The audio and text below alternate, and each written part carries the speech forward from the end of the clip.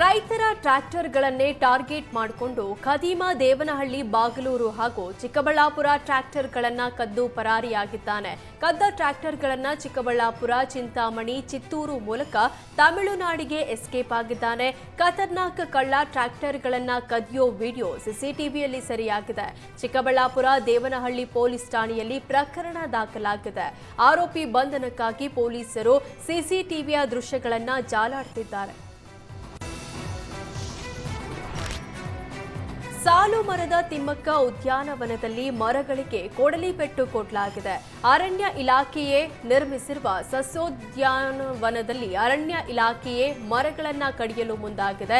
ಸಾಲು ಮರದ ತಿಮ್ಮಕ್ಕ ನಿಧನದ ಬೆನ್ನಲ್ಲೇ ಅಭಿವೃದ್ಧಿ ನೆಪದಲ್ಲಿ ಮರಗಳ ಮಾರಣ ಹೋಮ ನಡೆದಿದೆ. ಕಾಡು ಜಾತಿ ಆಕೇಶಿಯಾ ಮರಗಳು ಸೇರಿದಂತೆ 27 ಮರಗಳನ್ನು ಅರಣ್ಯ ಇಲಾಖೆ ಕಡಿದು ಹಾಕಿದೆ.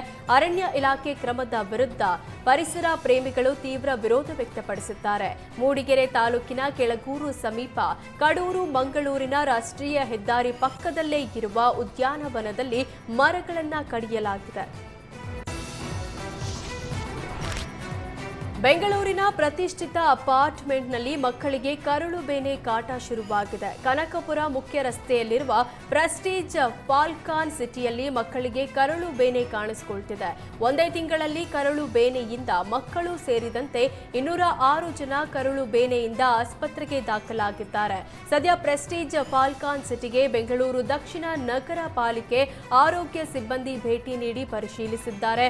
ಕರುಳು ಬೇನೆಗೆ ಕಲುಷಿತ ನೀರು ಏನಾದರೂ ಕಾರಣವಾ ಅಂತ ತನಿಖೆಗೆ ಮುಂದಾಗಿದ್ದಾರೆ. ಅಪಾರ್ಟ್ಮೆಂಟ್ ನಿವಾಸಿಗಳ ಜೊತೆಗೆ ಪಾಲಿಕೆ ಅಧಿಕಾರಿಗಳಿಂದ ಸಭೆ ನಡೆಸಿ ಆರೋಗ್ಯ ತಪಾಸಣೆ ನಡೆಸಲಾಗುತ್ತಿದೆ. ಕೆಂಪೇಗೌಡ ಅಂತಾರಾಷ್ಟ್ರೀಯ ವಿಮಾನ ನಿಲ್ದಾಣ ಬಳಿ ಕ್ಯಾಬ್ಗಳ ನಡುವೆ ಸರಣಿ ಅಪಘಾತ ಸಂಭವಿಸಿದೆ. ಏರ್ಪೋರ್ಟ್ ಒಳಗಿನ ಸೆಕ್ಯೂರಿಟಿ ಚೆಕಿಂಗ್ ಪಾಯಿಂಟ್ ಬಳಿ ಈ ಘಟನೆ ನಡೆದಿದ್ದು ಕೆಲವು ಕಾರುಗಳು ಸಂಪೂರ್ಣ ನಜ್ಜುಗುಜ್ಜಾಗಿವೆ.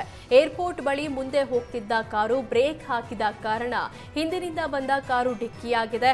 ಹೀಗೆ ಹಲವು ಕ್ಯಾಬ್ಗಳು ಒಂದರ ಬಳಿಕ ಒಂದರಂತೆ ಪರಸ್ಪರ ಡಿಕ್ಕಿ ಹೊಡೆದು ಸರಣಿ ಅಪಘಾತಕ್ಕೆ ಕಾರಣವಾಗಿದೆ. ಅತಿಯಾದ ವೇಗವೇ ಸರಣಿ ಅಪಘಾತಕ್ಕೆ ಕಾರಣ ಅಂತ ಮೇಲ್ನೋಟಕ್ಕೆ ಕಂಡು ಬಂದಿದೆ.